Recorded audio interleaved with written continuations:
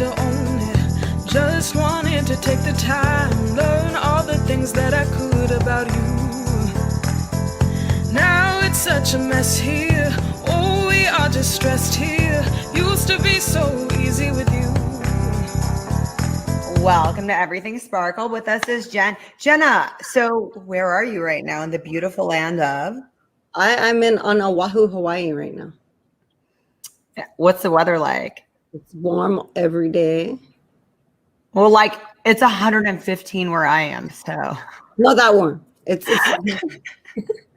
it's like nice. It never gets too hot here. It never is. What about cold? Does it get too cold or not really? Or not this time of year? It's moderate. Like it's always kind of moderate temperature. Like it'll be like hotter one day and then cooler the next, but it's always in that kind of median kind of range. So Jen, you write, you do a lot of things. Tell us a little bit about yourself. I am finishing off a grad degree in communications right now, but my undergrad was in professional writing and publishing. I have written short stories, poetry. I write song lyrics. I performed as a singer and musician for a number of years, and I can write. I can write anything. I write websites, not the code, just the content. I've done that professionally, and I have worked as a journalist before, like yourself. I pretty much can write anything with words. I got it. And lately you've been doing some poems. You've had some weird inspiration. Can you tell us a little bit about that?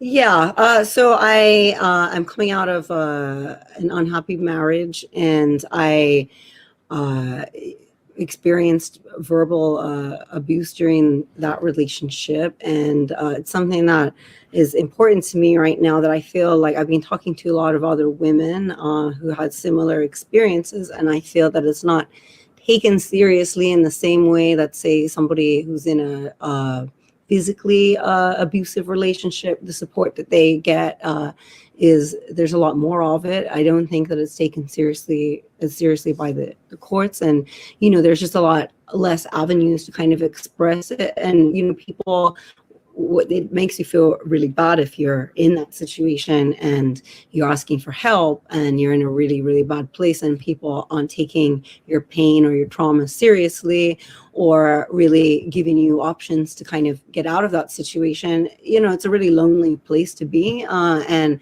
I think that it should be given, like a more serious platform. There should be more support for people in that kind of a situation. I think that psychological, financial, verbal abuse is incredibly traumatic, just as traumatic as physical violence.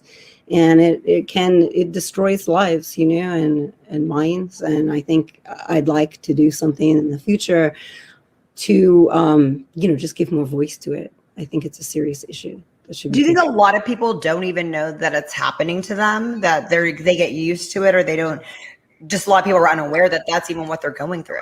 Yeah, I think a lot of times when you're in the situation, you don't understand exactly I know early on. When I look back on it now, I can see that it was going on the whole time, but I didn't realize at first. And it's something that. And this happens to a lot of women. It escalates over time. And if it's just a little bit worse every day, you suddenly one day wake up and you're like, how did I get here? And you might find that you're not even resembling who you were at the beginning. You might dress differently, talk differently, have different interests, have no interests, have given up every single thing about yourself that makes you unique and who you are. And then you can suddenly just be like, what happened? Like to me, to my life, to my interests, who am I? It's kind of the way that it kind of is can consume you. And, it really does just take away your kind of passion and your joy for life. And, I think, you don't really realize, that you're in the situation as it's occurring, because it's that manipulation and that control of your mental faculties. It's kind of like being in a cult, or something like along those lines. And do you know that sometimes people that do this, that they're just doing it with the person they're in a relationship, that they're not going around doing this to everybody. They don't go around and talk a certain way to everybody because they wouldn't be able to. Yeah, that's everybody thinks they're so awesome because they're seeing the nice side of them, and you're seeing another side because they're taking it out on you. Mm-hmm. No, that's absolutely true. A lot of the times, people that are that way in a private relationship are very, very charming, publicly charming. They might have a lot of friends. It's actually one of the indicators of like the narcissistic personality disorder is they seek approval from a lot of people. So they would maybe be bending over backwards to be nice to other people so that other people like them and they feel important. And then, the private side of them might be extremely, extremely far removed from their public persona. And so a lot of people would think, no, that person isn't like that. That is a lie. That's not true. That doesn't match my perception or my treatment, my interaction with that person. And so it's really hard for them to believe, especially if it's someone that they maybe care for deeply, like family, close friends, or someone that they grew up, went to school with. It's very hard for them to, believe the picture that you are portraying. They don't want to believe it. They don't want to believe that of somebody that they care for. So do you want to read us the poem that sparked all of or that everything that's been happening you've actually put into this poem? Yeah, so I was trying to leave for a long time. It's very difficult when you're in a situation where you're being controlled and manipulated and you don't have any autonomy or any financial freedom. It's difficult to leave. And I had made the decision some time ago to leave, but I didn't have a plan, and it took me several months to formulate a plan that I could actually put into effect to leave. But I was still in this. Then something really bad happened right when I thought I was about to get out of the situation. The house that was up for sale, it flooded, and it delayed the plan by like 1 to 2 months. So I ended up having to stay, and it got a lot worse. Because you were supposed to move into the house that got flooded? No, I was leaving that house, and then that was going to give me my financial freedom to get to sell that house, the flooded house. Yeah. And so then I was kind of stuck in the situation, but I'd already articulated my intention about leaving, which makes it a lot worse because I thought I was going to be able to do that much faster. Right. And so then it really, really escalated quite horribly. And I wrote this poem I think it was the last night before I finally was able to leave, and I just couldn't take it anymore. So it's called Relentless. And I called it that because I had made a post on social media saying, I will be relentless. Like I was basically trying to give myself strength, saying, I'm not going to stop. I'm going to fight. I'm going to keep fighting this, and I'm going to fight for myself. But then I wasn't feeling very relentless when I wrote this poem. So it's called Relentless. And here it is. Relentless. I don't even know what that word means. I've never had the staying power. I wish I were relentless, but it hurts to raise one finger to a fight. I can tell you what relentless means to me, though. It means waking up and getting attacked from the start of my day to the finish. It means hearing your words as the first thing in my ear and the last. It means everything I hear is an insult. It means I'd rather die than continue to endure that. Your attacks against my personhood are relentless. The destruction of my soul an afterfact. So powerful. Have you read that in a public forum before? Oh, I haven't actually read it to anyone except you. Wow. No, that is just, when I hear your story, it's like I hear so many, I think so many people do this where you have a plan to leave. And I know COVID was interesting because I know a lot of people got closer together or further apart. And then I heard that the domestic violence rate, which went up because I think a lot of people did have some exit strategies that they didn't, or they had, sometimes exit strategies could be like years in the making too. You're trapped in an enclosed space with somebody who maybe you're able to take in limited amounts of time, and then go and do something else that makes you feel better. And then if you can't leave that situation, it gets a lot worse, Because they're in it for, sometimes people stay in it for the kids. So they're like, they have an exit strategy, like when the kids get older, but they live in this limbo where we're going to not spend that much time together. And then you have to. what you're talking about is like just like what's going on around the world right now. So how is it going trying to, now that you've done your exit strategy, how is that going? What can you tell us about the process? Well, it obviously there's going to be anger, and there's going to be, a person like that doesn't want to let go of the person that they're controlling, because first of all, it makes them look bad. They don't like looking bad. They like looking perfect in the eyes of the world. And now all of a sudden you're a liability. What are you going to say? What are you going to get out of there? What are you going to say about them? How are you going to make them look? So they don't necessarily want, that the person doesn't love you. They don't even like you, but they don't want to let you go because you're their property, right? So, and they don't want you saying anything badly about them. And then, so obviously, they're going to try whatever they can to destabilize you and make you look really, really bad. And it was a really lonely place to be. I had no support. I had, basically, I felt completely isolated, alone, afraid. I didn't have any money.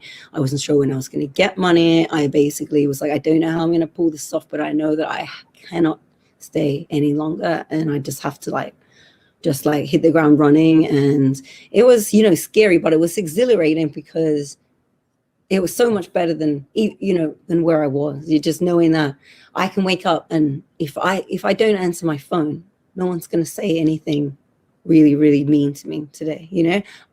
That is huge, when you can't get away from that kind of, constant attack, just to be able to think and just not have this voice telling you, you're worthless, no one likes you, you're never going to be anyone or anything, like you're useless person, just that kind of, energy directed at you all the time is absolutely draining. So I felt like I had moments where I felt overwhelmed when stuff came flooding back, or where I was scared about how I was going to survive. It's not a cheap place to live. So you have 3 children. You're like a single mother of 3 children. Yes. What are the ages? 1, 3, and 10. So my 10-year-old is actually not here with me at the moment. He's staying with his father until I find permanent accommodation, which I am in the process of doing. And I have the 2 younger children with me most of the time, and we live in a hotel room at the moment, which is obviously a challenge, but things have just kept getting better for me. Ever since I left, it was first of all, I was able to use the credit card because his attorney informed him that he couldn't stop me from using the credit card in my own name. And so I was able to book hotels, eat at restaurants, stuff I hadn't done for a really long time. And then I was able to, I got my own money that I'd invested in the property back in a lump sum. Nice. So I Okay. had a large bank account, which feels really nice when you have to beg for every single thing that you want for years and just be completely demoralized. Then suddenly I'm like, oh, I might go buy myself a dress. I don't have to ask anyone permission. It's really liberating. So that happened. And I bought myself a keyboard, I bought myself a camera. I started taking photos and just enjoying the island where I am. And at the moment, the biggest blessing that I have received so far is I didn't think it was even possible for me to buy property here because it's very, very unaffordable. And just through a stroke of magic, really, or serendipity, God, whatever you want to call it, I reached out to a friend of mine who is a realtor, and she said she knows a realtor here, and she set me up with him. And when I met him, he works for Berkshire Hathaway, which is a large real estate company owned by Warren Buffett. It's the best real estate company on the island.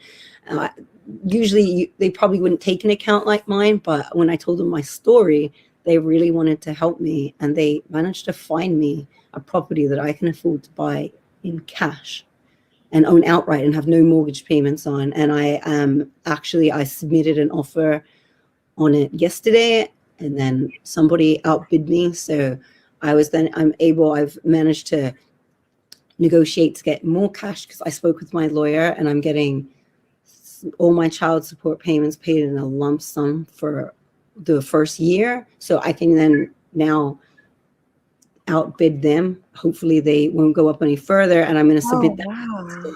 And I might own my own condo outright. So it's, if that goes through, it will be a success story. Then I'm going to have all my kids living with me in my own place.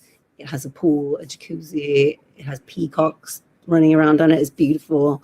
And, it's, it's like a miracle. I just feel like my life is like a miracle, And do you have to live there because your ex lives there? You guys have to be in the same state. What can you tell us about that if you can talk about it? Yeah, I do. I have to be here because this is where we were married, and it's where we're filing for divorce. And it's that you're tied. If I were to say like leave the state with the kids, then that's domestic kidnapping. But it puts me so you have to be there. It puts me in a terrible situation because this is an extremely expensive place to live, and I have no income. And even though I had a bank account with $200,000 in it, I was denied for every apartment I applied for. You have to have income 3 times the rent. When the rent is like $2,000, that's a problem for a lot of people, and certainly somebody like me who's just left, the situation I was in. Do you have any friends there? Because you're not even from there. I know you've lived all over, but I know you're not from there. So what's What's your support like there? Yeah, it's not really like that's the thing. Yeah, the whole network, he's from here, I'm not from here, so I was completely alone without any support from anyone. So he has a lot more support there than he has friends. You're meeting people, and literally everyone was sort of like working against me to support this abusive person and to like basically enable them to further traumatize, victimize, and abuse me and stop me from getting the things that I deserve. And I'm not even trying to get anything for myself. I'm trying to provide for my children, to provide them with housing, transport, and food. I mean, it's literally the bare necessities that anyone should be able to provide for themselves and their family. And then I was made to feel like I was called evil and like, just like I basically be made to feel like I'm some kind of gold digger for fighting just to get my own money back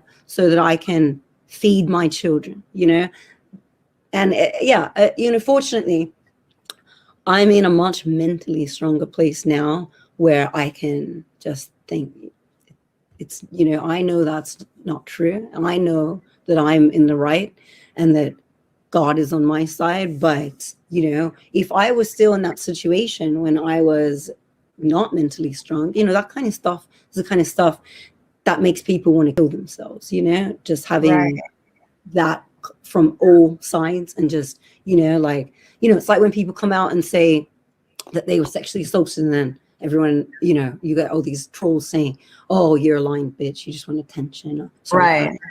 Say that word. No, it's like that kind of stuff, when somebody is experiencing trauma. And I had PTSD symptoms when I first left where like I would have flashbacks and think that I wasn't safe when I was safe, so I'm not experiencing them anymore, which is good because I thought I was going to have to get extensive therapy for that. But it's actually just, I've been meditating, I've been reading a lot of materials on it, and I've been talking to people who are supportive, they're not necessarily here.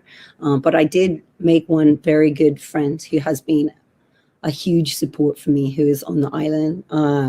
And so he's been he actually experienced a similar situation, and he's been giving me a lot of resources, helping me with a lot of stuff. And I think, I really do owe him a great debt. It would have been so much harder without having at least one good friend, and someone to support me, Jenna, where can we follow your stuff? And do you have a poetry channel? You just start one. We'd love to follow and keep up with what you're doing. I could start posting. I post photographs and like kind of memes about that are supporting people's like mental health or encouraging women to get out of crappy situations like this. But I could start putting poetry on there.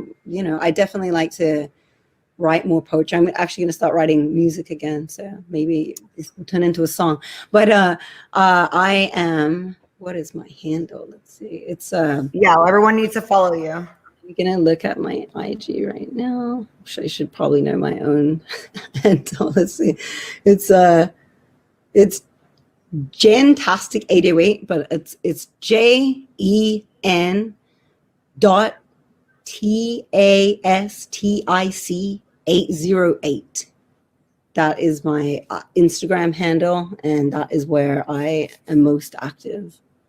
Thank you so much for coming on my show today. This is 808 IG. Follow me. I need followers so I can spread this message further about women empowering yourself and protecting yourself, against this kind of stuff. And it's way too common. My story is in no way unique, So that's what's sad about it, is that it is too common. Mm-hmm. Thank you so much for coming on my show, Jen. Thank you so much for having me. I'm honored. I really am. I'm really honored. I've been following your stuff. I think it's great what you're doing. And I am so honored that you asked me to be on the show. So thank you.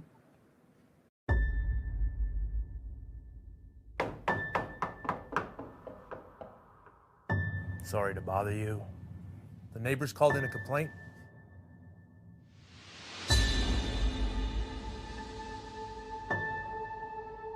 You are very dear to me, my boy. You are very dear to my heart.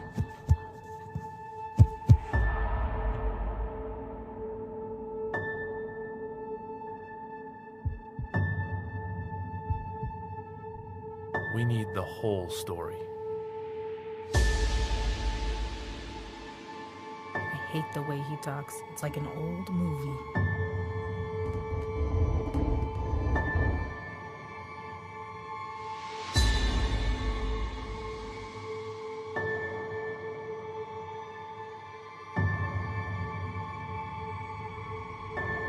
Surely you hear.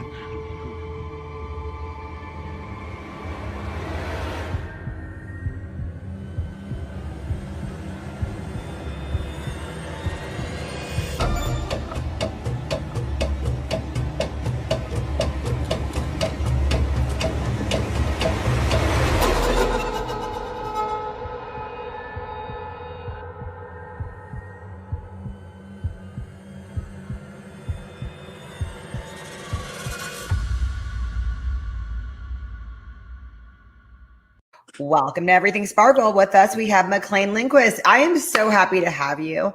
Tell us about your remake or retake on Edgar Allan Poe's Telltale Heart. Yeah, we did a short film. It's 22 minutes, a little longer than most short films. That's a pretty long short film. Yeah, I took the amount of pages that were in the story, which I believe is 18. So I wanted it to be about 18 minutes, went a little bit over.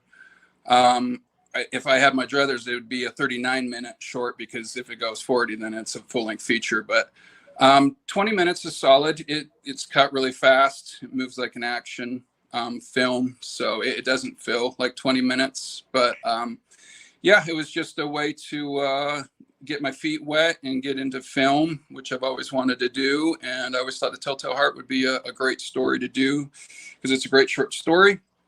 And I thought there was a lot to do there cinematically that hadn't been done before. So we went at it from that approach, but it's very true to the story. How many versions did you watch or go through to even see how you want to dissect this and make this your own? Well, as far as films that influenced our version, none, but I've seen hundreds and hundreds of versions of the Telltale Heart. And that's one of the reasons I wanted to do it, because there was a lot of things that were missing, whether it was audible element, or maybe gore, or violence, or more of the literary approach. There was just, it always seemed like something was missing in every version that I saw. And I always thought it'd be really cool to have a modern, slick adaptation, but still be very true to the story. So as far as influence, absolutely none, none whatsoever. But I've seen hundreds. So. Yeah, But and that then didn't sound too you pretentious. kept the actual name. I know my friend actually started in not kind of a remake, but it was based on it, but it was a modern day. She was in a boardroom. They called it something else. They didn't use the name Telltale Heart, but it was supposed to be a spinoff of that. And so what made you decide to even stick with the name and not make it into something, into using a different name? And do you have to go through rights to do that? How do you even go about that? It's public domain. So, but no, it's the story. We use Poe's prose and the story and the characters.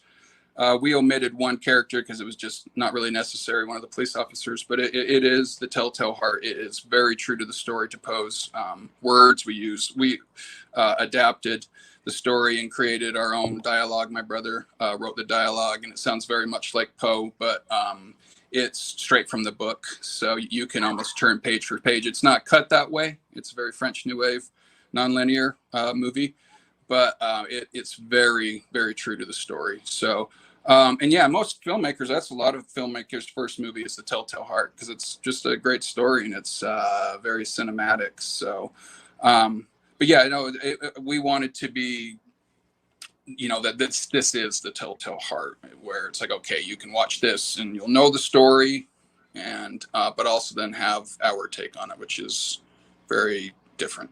So how long did it take from everything for when you guys wrote this? This was an idea, you cast it, you directed it. How long was this project? I had the inception for the idea I was really young. I was like elementary school, where I thought this would make a good movie. I've talked about it in my band. I did the music videos. So, and I always spoke about doing a movie, and I always thought the Telltale Heart would be a really good one because it's a short, and I just thought it'd be a great movie. But it was about a year from pre-production into filming, and then post-production was about 3 or 4 months. So the casting was a few weeks long. Yeah, I really enjoy all the elements of filmmaking. So pre-production's a ton of fun, and post-production's the funnest. Really? Oh yeah, the edit and the sound and the music and the color, and yeah, it's a lot of work. That's what I'm like, really. Oh yeah, no, that's the hardest part.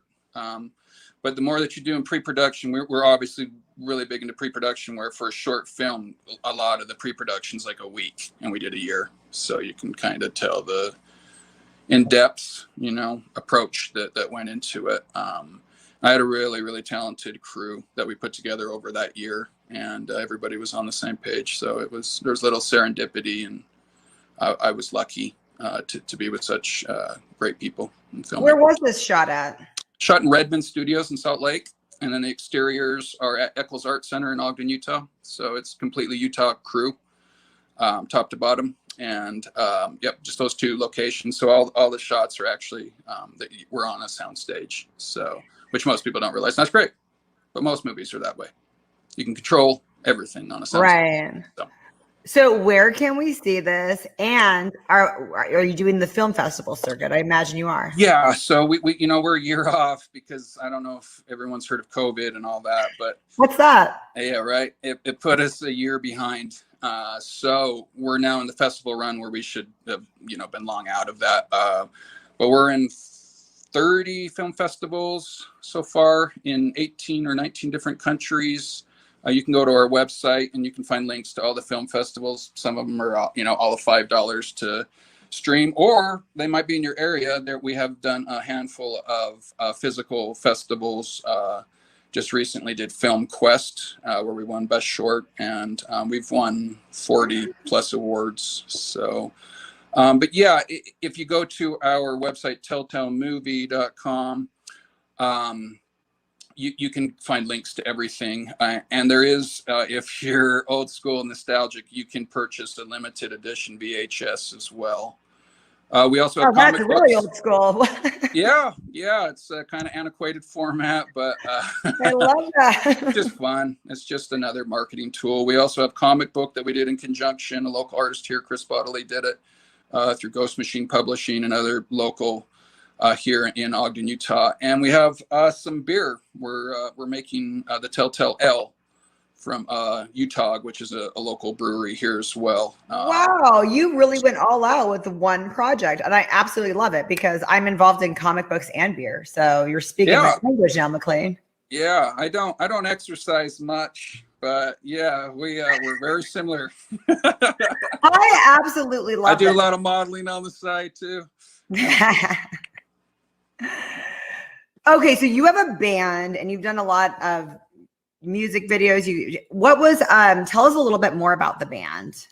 The Basement Pros is the name of the band. It's a project. It's a collective. So people kind of come and go. There's multiple groups within it, and we have toured, all around.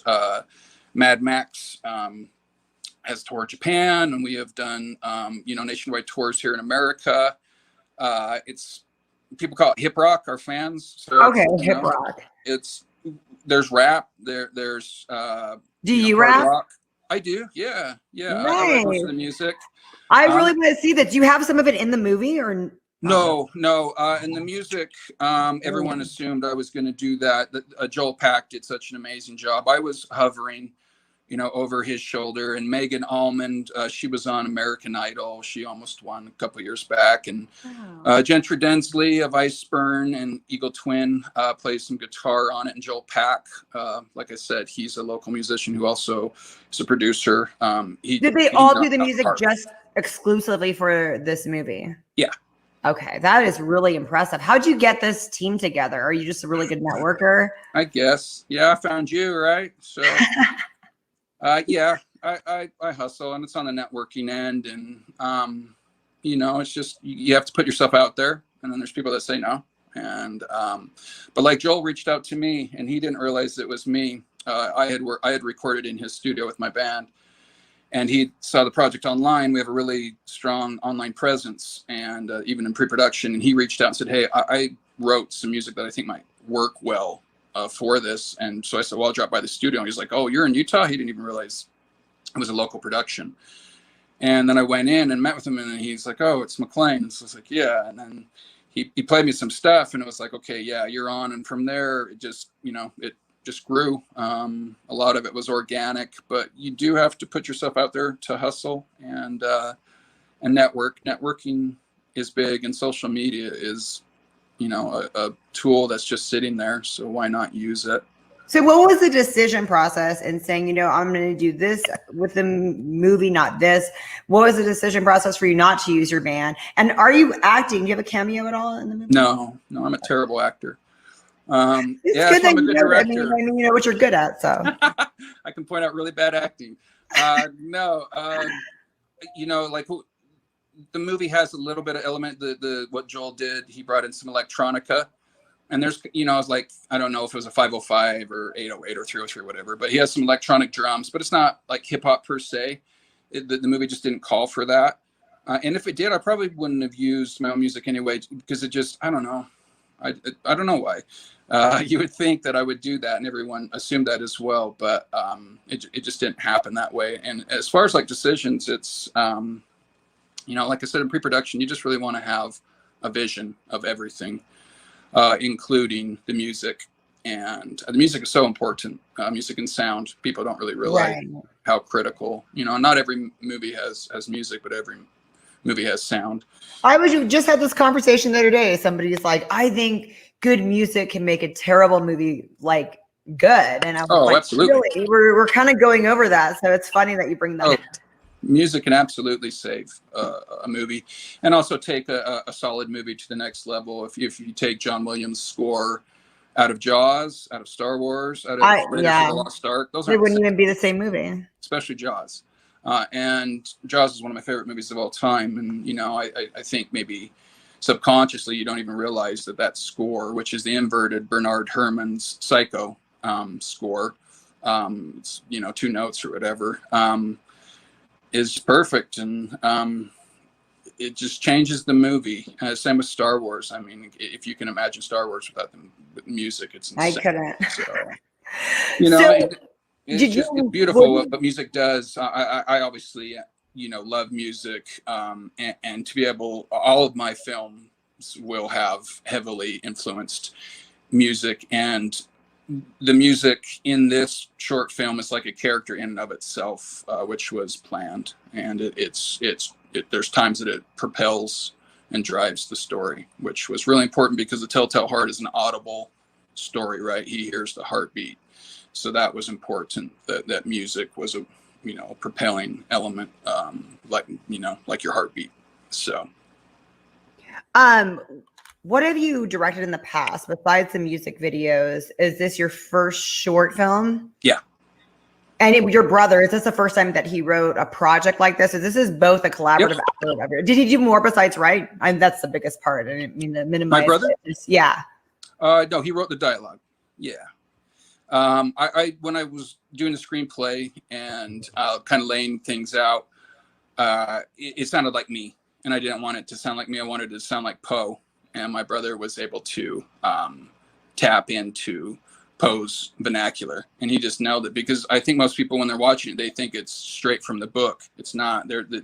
He's altered so many little sentences, even really famous ones, just slightly, and then also just captured his voice for the narrator, who I envisioned as Poe telling this story. We even dressed him as such, and he kind of has that upstate New York accent. I love it. So, yeah, but movie making is collaborative. It takes a village. So your DP is obviously beyond critical, and I just had the most incredible DP ever, Joe Olivas, and he turned me on to my focus puller, Mikkel Richardson, and our gaffer, Jason Rogers, and our key grip, Jason Fife, who worked on Raiders of the Lost Ark and things like this, and turned us on to Brian at Redmond. And so, it's just people coming together, and Joe Petrie and Raymond Del Mar on the edit. But I could go on and on and on, and also include the PAs and, people that helped in pre-production that are just as important as myself or the actors. It is a community, art that you're making. What kind of budget did you work with for this? An ever expanding one. You have to talk to my accountant. It was sizable, but nothing. It looks 3 times larger and better than what we put out. But we have that information on IMDb if you want to check it Well, out. I just know it sounds so good. I know it's a low budget film, but it just sounds like you just have so many moving parts. And especially for a first time filmmaker, how did people put so much faith in you when you're like, hey, I've just done some videos, but I'm going to do this, and it's a great idea? How'd you get everyone to see your vision and get on the same page? In pre-production, passion, because my script was insane. It was nonlinear and it's just nuts. And so, but they all picked up on my passion, all of them, and noted of that. And I know none of them believed in me right up until the first day on set. And after the first daily, the main crew watched, and Sonny Grimsley, the narrator, everybody knew, including me, okay, yeah. But I always knew in my head, I got this. And I always, I really did feel that, no, I've got this. And I did. But yeah, after midway through the first day, and especially the start of the second day, as we watched what we got, a sequence that had already been cut, everybody was on board. And then actually the editors had to stop people coming into the bay to watch that little sequence, because people were coming in constantly who weren't working on the film, would go and hey, have you seen it? And look, we're working in here, so no one gets to see anything more. So, the proof was in the pudding. But you have to believe in yourself and have a vision. And if you do, like I said, pre-productions, that's where you'll save yourself, because you're going to get hit up. Learn any of this stuff, never making a movie. You're talking, I've done a few, and it's your language is speaking you've done this a lot, and this is your first project. Did you study it? No, not really. I mean, it would have been a dream. Sonny Grimsley, the narrator, as I say, he's graduating film school. I'm so jealous. But he's like, no, you're pretty good. You why don't you just make movies? So it was just a passion. I've always been really passionate. But how did you know this is going to be pre-production, post-production? You had to read a few books or talk to a few people. Yeah, one book, Sidney Lumet's filmmaking, or maybe it's movie making. That was incredible. Sidney Lumet's book on movie making was indispensable. Each chapter is a specific element of filmmaking, and he just boils it down to like the essence of what you need and what it is. And that was just like, it was the Bible to me. But other than that, I bought a bunch of books and filmmaking for dummies, and I don't think I I didn't, but Sidney Lumet's book definitely, and he's a great director. He's one of the most unsung.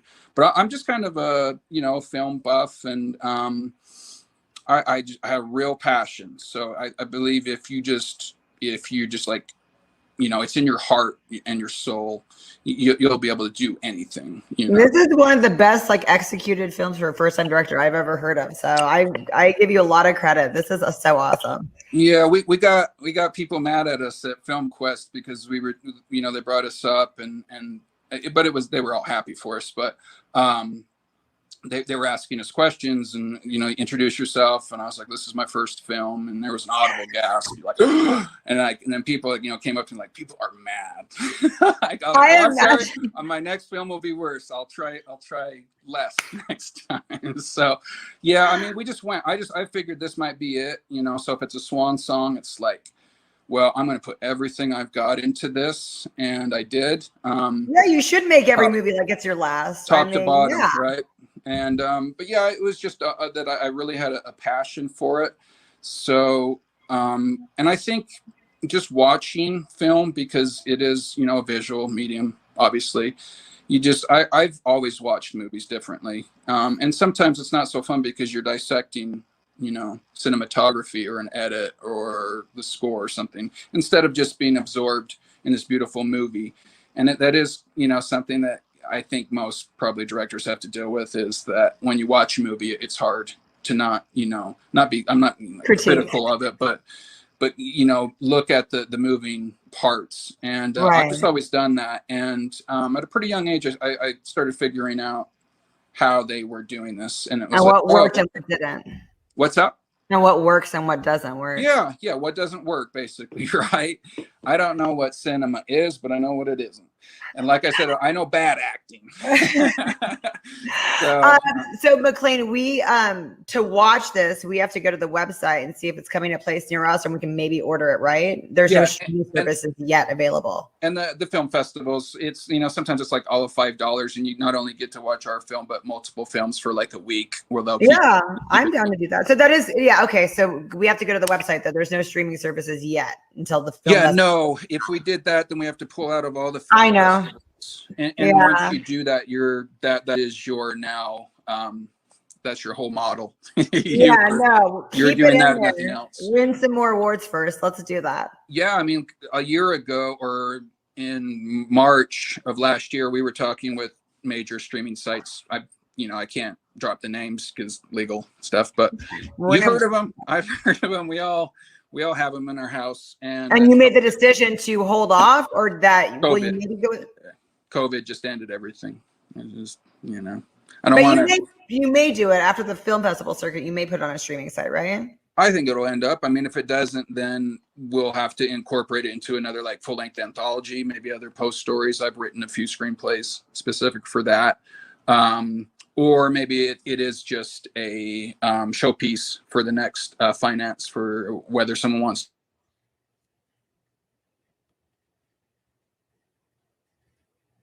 Lucia. Oh, I'm here. Yeah, we just lost momentarily, but thank you so much, McClain, for coming on my show. I love this. You might have to edit that. That's fine. Thank you so much for coming on my show. Yeah, absolutely. It's been a blast. Thank you for having me. Sorry about the technical difficulties.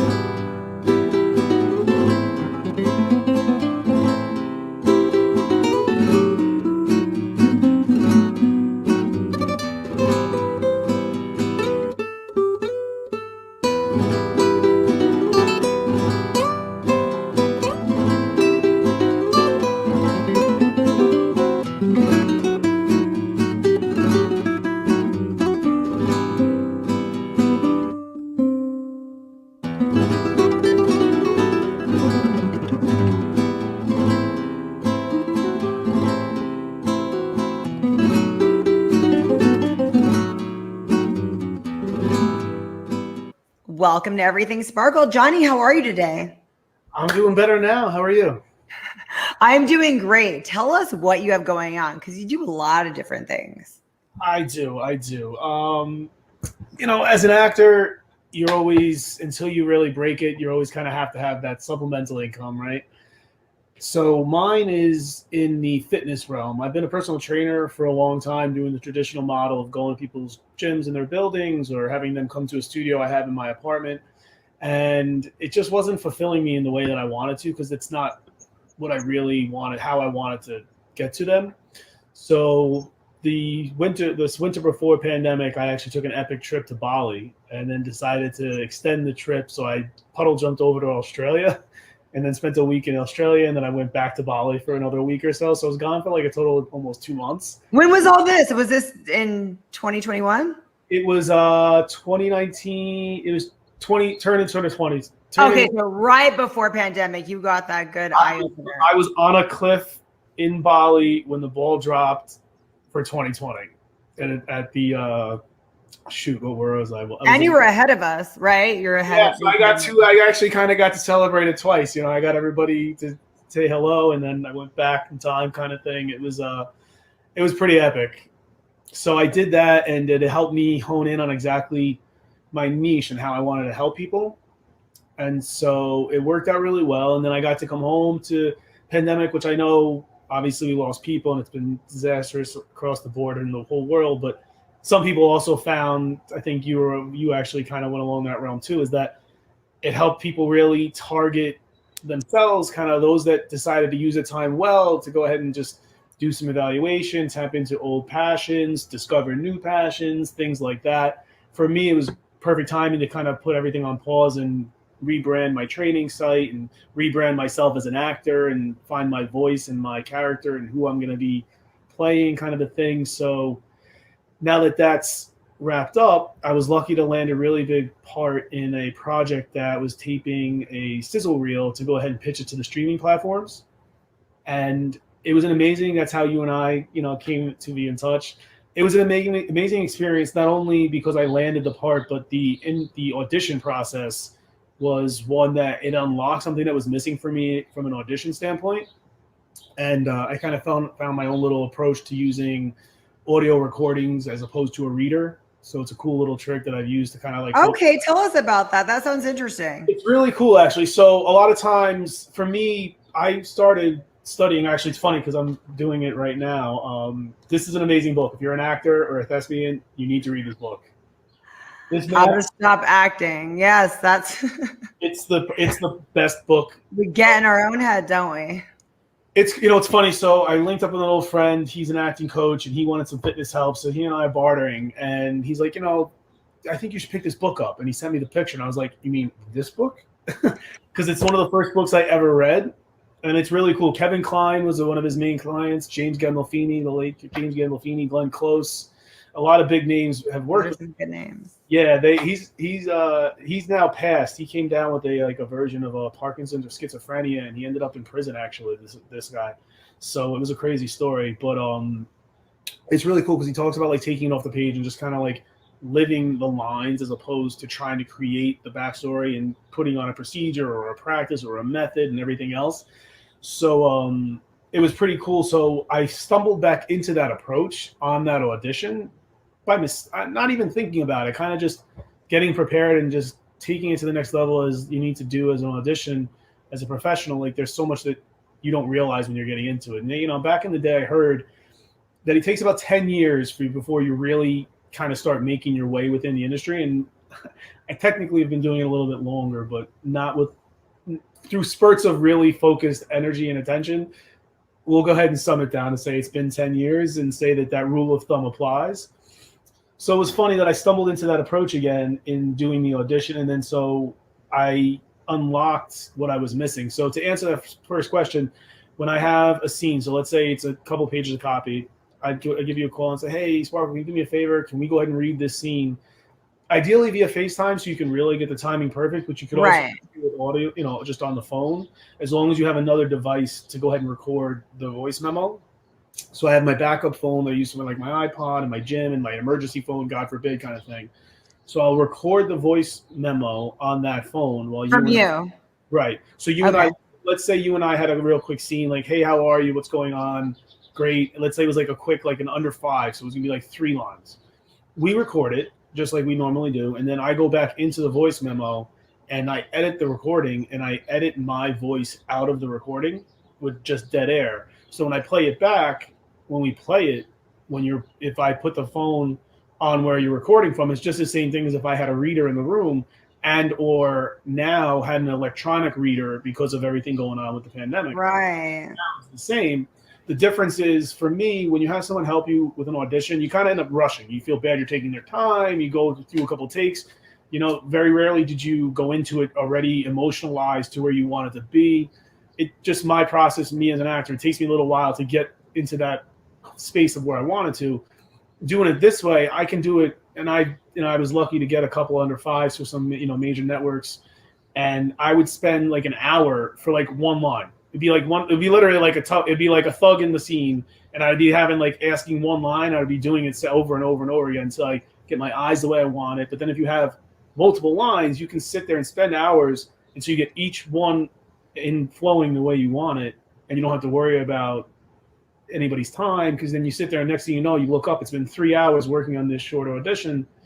But it became very beneficial. So I got to go ahead and learn that approach, which is really, really beneficial for anyone looking to rehearse. I like that. I never thought of doing that. It's one of those things, I turned another actress onto it that was in that show that we taped, and we've used it with her. She used it again, because there's really no way, as long as the timing is there. And what's funny is it helps you with your pacing too, right? Because you need to know where you are. And sometimes you want to head quickly through one of them. You got to sit there and kill time for the line to kick in.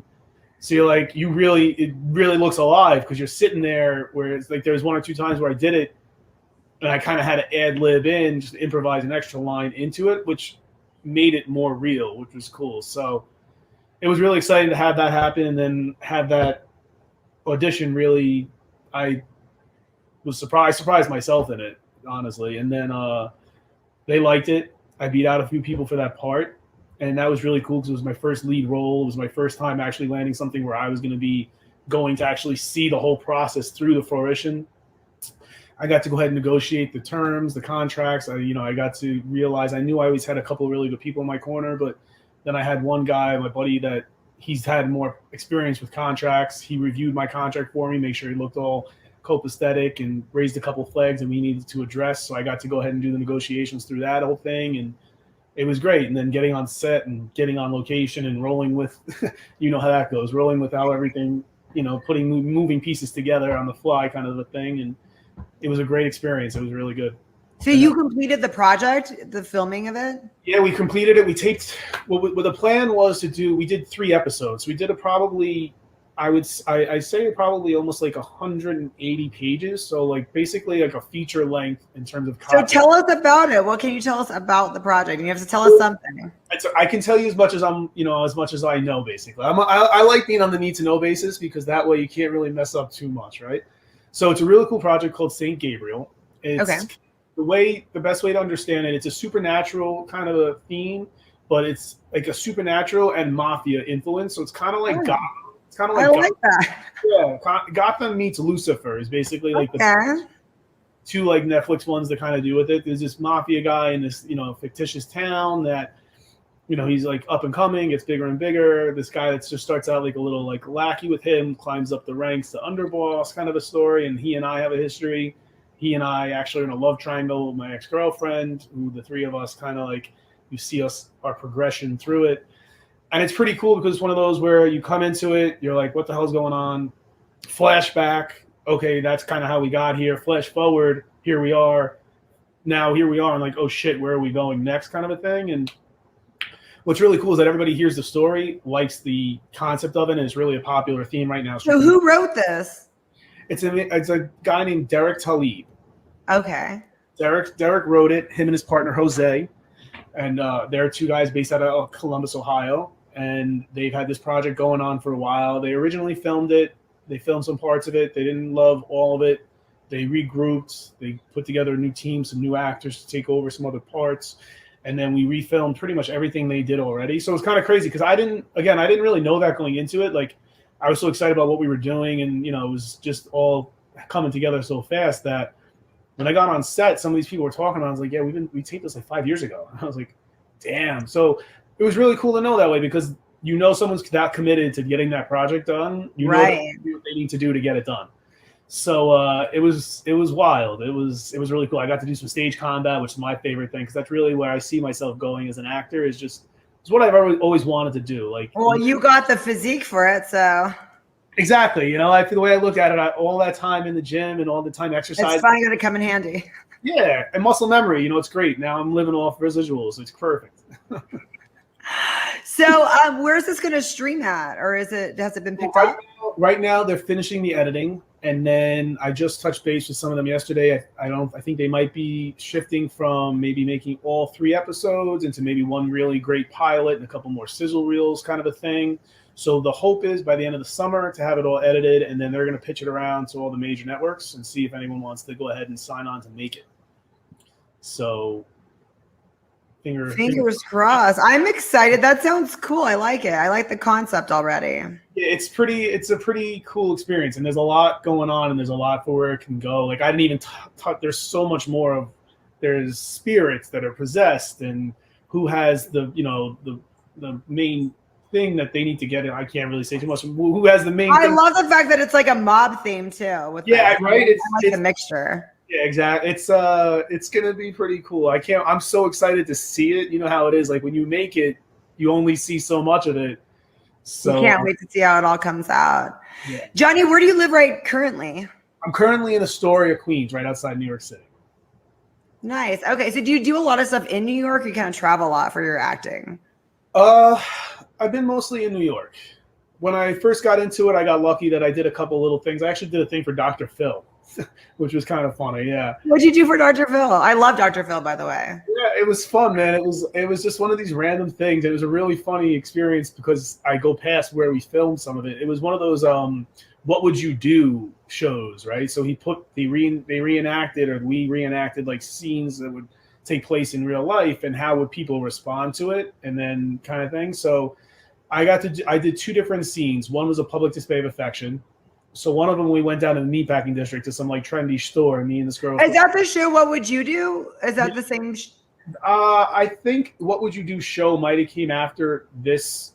Okay, but it's the same thing. You're pretending that this is real in a public scenario. Nobody knows it's real, right? Exactly. Yeah, it was. I love that. It was pretty funny. So public display of affection in like some really trendy store in meatpacking district. So no one really cared. They were like, didn't even bat an eye. We're sitting on laying, like making out on top of piles of clothes, and everybody's just going, "Can I get that size medium, please?" Like, sure, give me a second. And then we moved from that in between that, and we did one more public display of affection of a restaurant.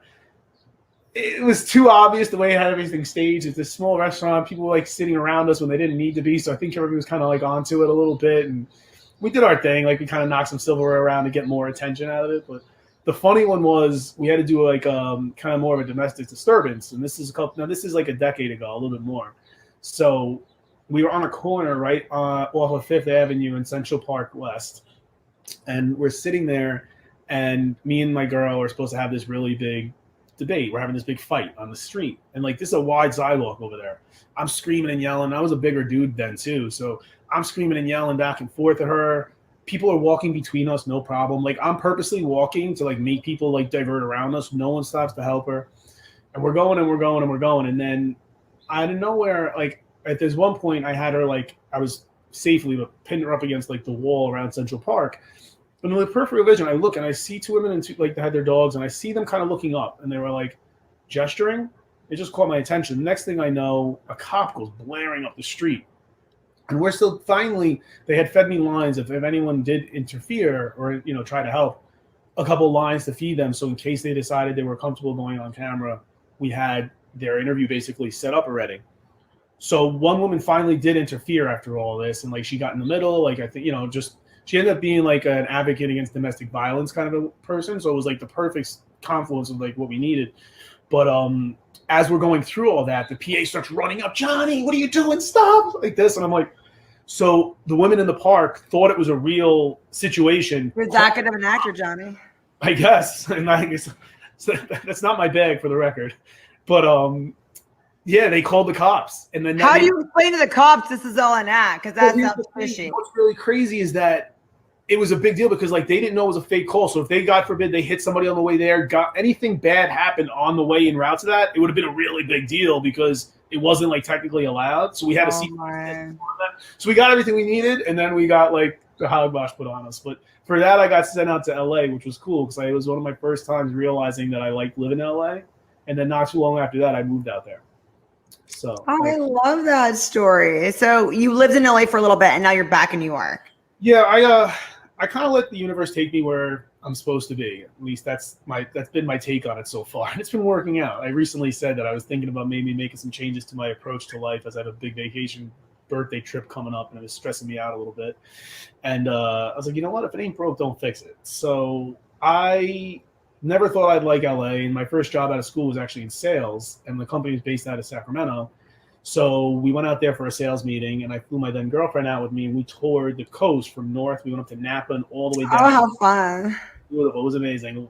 If you ever have a chance, if you haven't done it, driving the PCH is probably on the list of things to do. So we did that, and it was great. I was like, yeah, I kind of did Cali. Fast forward, I went out for that LA thing, and then I was like, I spent some time after that one. I was like, I really like Cali. I'm back in New York, and I was here. I was training at a gym. I was bartending. I was acting. I was like, well, I can do all these things in LA. I was like, you know what? I'm moving. And I had no money at the time. I literally had no money. I borrowed $3,000 from That's usually how it goes. I moved out there, and I was like, you know what? Everything I'm doing here, I can do there, but I don't have anyone keeping me here. Like, if I don't have a girlfriend tying me down, I have no reason that I have to go. I better do it while I can. So, I had a friend that I had actually. A girl I had hooked up with way back when. We stayed in touch, as I like to do with women that I encounter. And she was really cool. She put me in touch with somebody out there that her cousin, basically like an aunt, she was looking for a personal trainer. And I started training her. She really liked what I did. We started out with 2 times a week. We went to 3, 4. I was up to training 5 times a week. But before I did that, everybody was like, you're going out there with no job, no nothing, da, da, da. I was like, don't worry about me. I got this. Like, I had a vision of the apartment I wanted, like with particulars of how I wanted it. I end up in that exact same apartment, down to the exposed brick, lots of light, roof access. Wow. I never watched Party of 5 when it was on, but I always knew that there was a bunch of people that lived in an apartment complex and they were friends. And in my head, I was like, I kind of want that experience. So when I got there, it was an old Hollywood building. It was definitely a little bit run down. It was in Koreatown. What's the cross streets? It was I was right off of Wilshire on South Berenda. Okay. Yeah, so it was cool. I mean, I was from Yonkers at the time, and I was, basically like the Bronx. So it looked like home to me, and there was definitely some families in there, like sharing a small apartment, like just making a means happen. But you could feel the Hollywood energy there, like you could just sense that it was there. I'm attuned to that. So the first apartment she showed me was okay. And then the next one, I was like, this is it. Like it had, hardwood floors, exposed brick, light flooding through, brand new appliances, roof access like I wanted. And then sure enough, right after that, I made friends with my next door neighbor, and he was a photographer. So we did a shoot together. And I'm a handy person. I like building things and doing stuff like that. So I was building like wall units and desks and making a whole bunch of noise. And as a trainer, I would always get home early in the morning when people were just going to work. And every time I got to my apartment, like right in my hallway there, I'd smell amazing perfume. I'm like, whoever belongs to that they're beautiful looking. At the time, I was like, it's got to be a beautiful looking woman. Now it could be a beautiful person wearing that perfume, but that's a beautiful woman. And then sure enough, I'm sitting there, I'm sweating, I'm building stuff, and I just hear someone say, so you're the one making all that noise. And I just see long legs. So I get up, and the legs just turn into this beautiful, exotic woman. And her and I have a quick little conversation. And I asked her, she was dressed kind of nice. I was like, oh, where are you off to? And she said she was going on a blind date. And I was like, listen, with all due respect, I was like, well, you're a pretty gorgeous woman to be going on a blind date, don't you think? And that was it. The next day I got home, and we used to have those little knockers on the door back in the day. And there was a little note in it. And then there it was like, oh, it was such a pleasure meeting you. Hopefully we can get together sometime. Signed, and then her apartment number, 415 or 416. It was pretty cute. So I had everything happen the way I wanted it. And then I started training that woman. She really liked what I was doing with her, and she let me start using. They lived in a beautiful, ridiculous lifestyles of the rich and famous style home up in like the La Cañada Hills. and they had a gym in their place, so she let me train her neighbors, her family. I used to actually kick it in the house and wait with just me and the maid would just be in there. I'd go ahead and just hang around their house, just swim in the infinity pool, wait for the husband to get home, train him at night. So I had a pretty good deal. So I was there for a while. I enjoyed LA. I was there for about a year and a half, and then I was speaking to my brother on the phone. And I'm the oldest of three, and my youngest brother, I could hear it in his voice. He was going through stuff. He just normal high school stuff, but he just didn't have his brothers around. So I was up for a part that I was pretty sure I was going to get. It wasn't the wisest acting move at the time, but it was wise enough that it was going to allow me to do some things I wanted to do. It was going to be taping in Romania for 6 weeks, and I've always, at that point, I really wanted to backpack Europe, and I hadn't done it at the time. So this is a great way for me to get out there on somebody else's dime, and then I'll just kick it in Europe for a bit. I was in between apartments because I had dated a girl, moved in with her, broke up, left. So I was like literally floating around, and a buddy of mine was getting married in New York, and I was in the wedding, so I had to come home for that no matter what. So I was like, you know what? I'm going to drive home, leave my car there so I don't have to deal with it. Spend the summer with my brother so he can have some road time in before he starts school. I'll go and tape the part, and then I'll do my backpacking. Luckily, I didn't get the part, but in staying home, I just had a few things like line up here with like a buddy of mine was opening a bar in the city, and he wanted me to come on bartending on a Saturday night, like a stable gig. That's right. And I had another buddy of mine that needed some hands. Like in my mind, I just wanted like a mindless job to do that I could just be outside, use my hand, do some manual labor, get a check, just get some money stuff situated because I was a little tight at the time. And so, yeah, my grandfather's health started not being great too, all around that same time. So I ended up staying home, getting those gigs, spending time with my brother, and then I just didn't go back. I sold off a few things that I had left. Wow. Stayed here. It's been a decade now. Nice. Well, at least you're close to your family. Yeah. It's time to go back, though. Jonny, we're going to follow you. Tell everybody your social media so everyone can follow you. It's at that name right there. All of it. Facebook, Twitter, Insta. Not that, actually. I totally misspelled that rushing to get on here. So it's Salutare. There's an extra E in there that's not going to work. Thank you so much for coming on my show, Jonny. I appreciate you having me. Thank you. Felt right in the moment, felt right in the summertime. It felt right drinking cherry wine with you. Just wanted to own it, just wanted to take the time, learn all the things that I could about you. Now it's such a mess here, oh, we are just stressed here. Used to be so easy with you. Now I must confess here, oh, I must confess, dear, don't think I'm in love with you. Winter is coming and I don't know what to do, and there's no more use in running, no more running to you. And I don't want your loving, I don't want to be just friends, knowing all this time we were playing pretend.